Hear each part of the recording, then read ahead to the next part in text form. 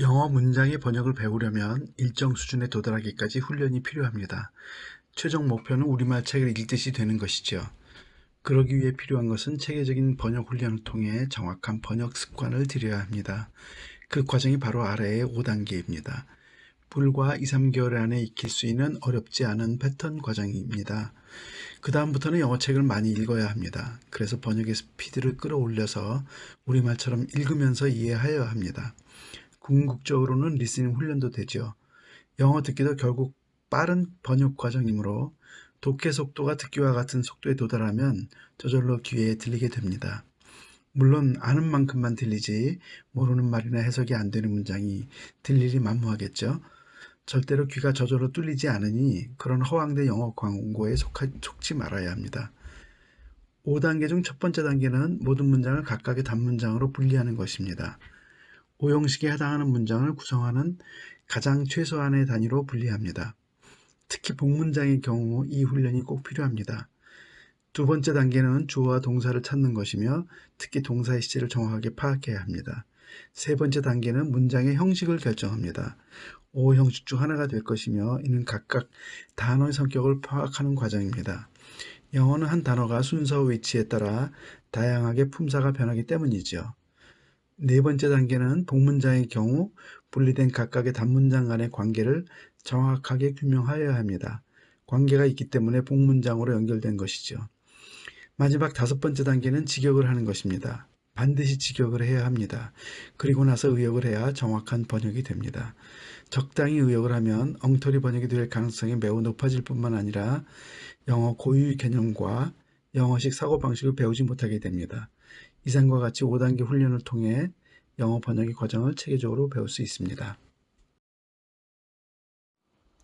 단문장 번역의 첫 번째 단계는 모든 문장을 각각의 단문장으로 분리하는 것입니다. 이렇게 하는 것만으로도 영어가 훨씬 쉬워 보이죠.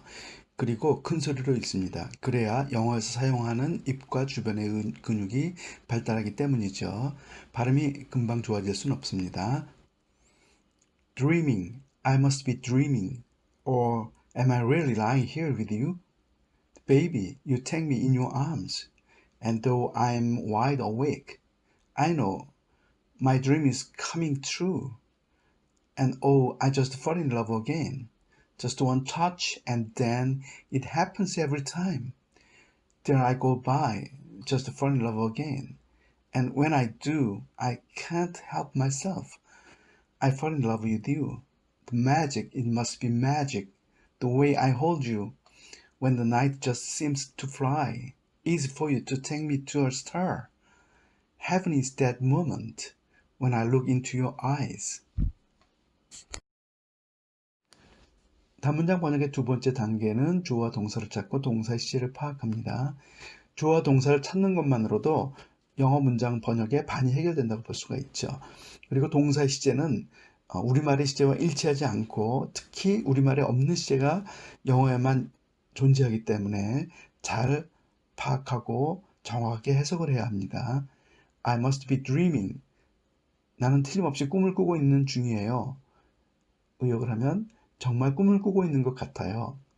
must는 틀림없다, 해야 한다, 뭐뭐인 것 같다의 조동사로 사용돼서 동사 앞에서 쓰이는데 우리말로 뭐뭐인 것 같다는 가정할 때, 추정할 때 또는 확실할 때도 사용하기 때문에 그 내용을 잘 살펴보고 must를 사용할지 말아야 될지 결정해야 합니다.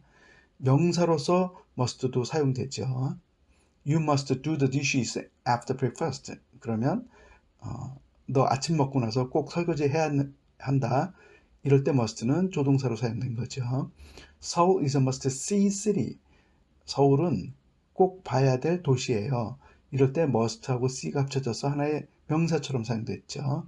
One must eat to try in Korea. 이 경우에도 must eat가 꼭 먹어봐야 하는 것 하는 명사로 사용된 거죠. 그래서 one must eat가 사용된 거죠. What must be, must be. 피할 수 없다면 수능해야 한다. 이 문장에도 앞에 문장의 one must는 주어로 사용된 것입니다. 그 꼭 해야 하는 그 무엇은 존재합니다. 뒤에 문장은 must be. 뒤에 문장의 must는 주어로 사용된 거죠. 꼭 해야 되는 것이 존재합니다.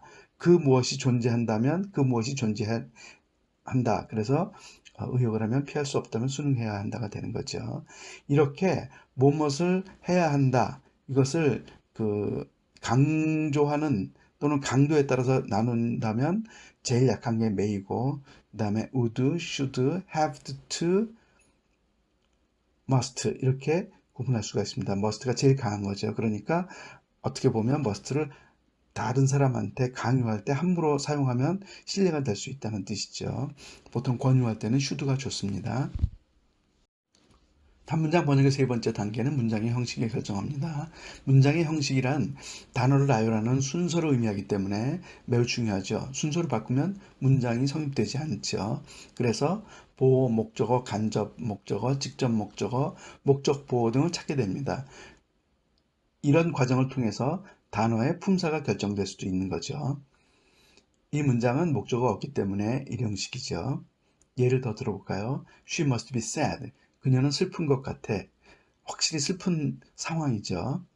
He must study hard. 그는 열심히 공부해야만 해. He must be studying hard. 그는 열심히 하고 있는 것이 틀림없어. 현재 진행이 있죠.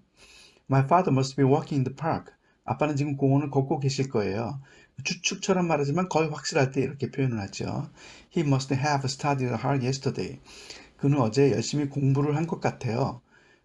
마치 과거 같지만 그런 상태로 있다는 것을 지금까지 확신을 갖고 얘기하는 겁니다. 그래서 과거에 단정적인 단어가 있다고 해서 반드시 과거는 아닐 수도 있다는 것입니다. 단문장 번역의 두 번째 단계는 주어와 동사를 찾고 동사의 시제를 파악합니다. It happens. 직역을 하면 가인칭이 발생해요. 의역을 하면 그런 일이 일어납니다. happen은 발생하다, 무슨 일이 일어나다의 동사죠. 사람에게 발생할 때는 to를 붙여서 확실하게 방향성을 표현합니다. It happened to me. 그런 일이 나한테 발생했어. It can happen to somebody. 누군가에게는 그런 일이 발생할 수 있습니다. It could happen to anyone.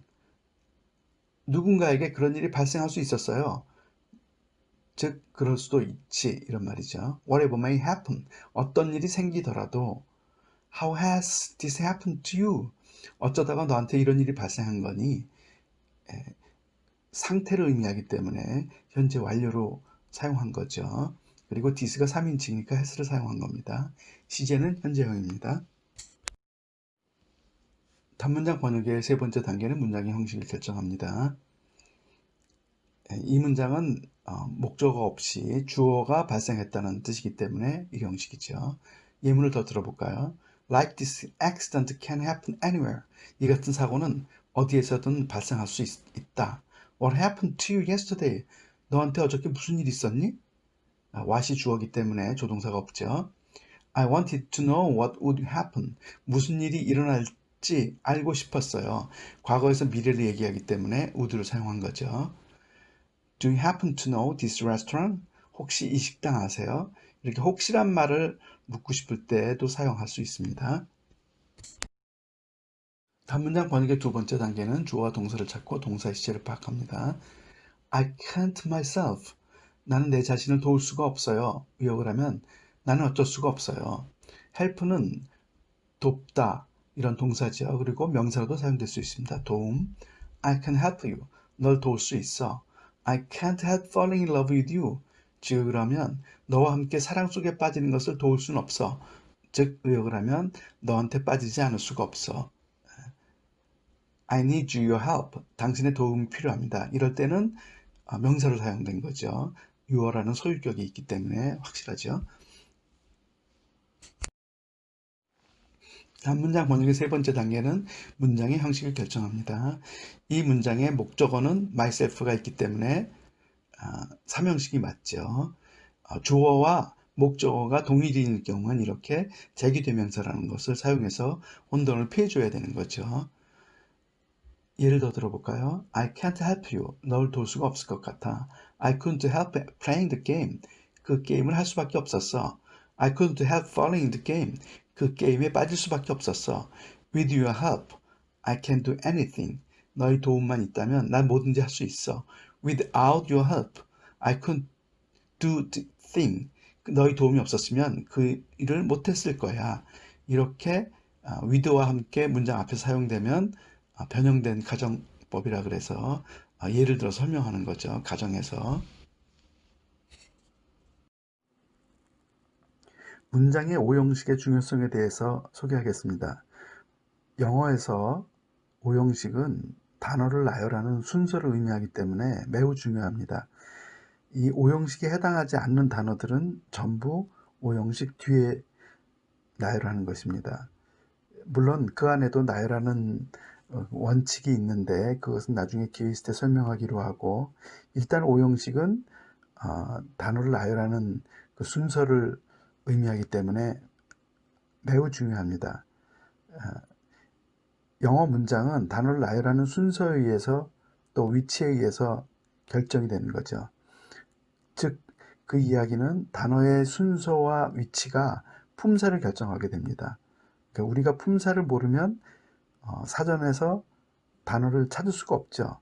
워낙 많은 뜻이 들어있는데 그 중에서 어떤 뜻을 선택해서 사용할 것인가 하는 것은 품사가 결정합니다.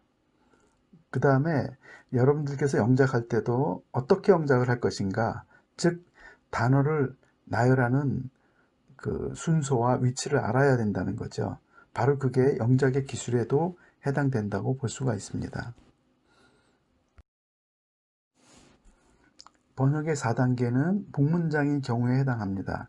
복문장이란 2개 이상의 문장이 구성되어서 한 개의 문장을 갖는 형태인데, 그렇다면 분명 문장과 문장 사이에 어떤 관계가 존재하는 거죠. 그래서 이 부분은 팝송 영어 강의 복문장 편에서 다룰 예정입니다.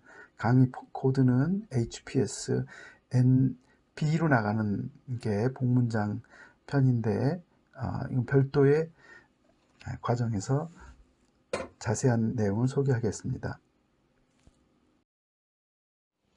단문장 번역의 마지막 단계는 5번째입니다.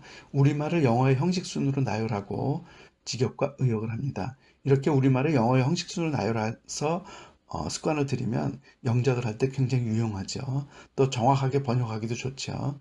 그리고 직역을 해야 영어식의 어떤 개념이나 사고방식을 이해할 수도 있습니다. Dreaming, I must be dreaming. 꿈을 꾸는 것. 나는 틀림없이 꿈을 꾸고 있는 중이에요. 의역을 하면 꿈꾸는 것. 그래요. 정말 꿈을 꾸고 있는 것 같아요. Just one touch and then it happens every time. 딱 한 번의 터치. 그리고 난 후 그것이 발생해요. 매번. 의역을 하면 딱 한 번에 손을 만졌을 뿐인데 매번 그런 일이 일어나요. 물론 손을 만진 건 아니지만 그렇게 의역을 했습니다. I can't help myself.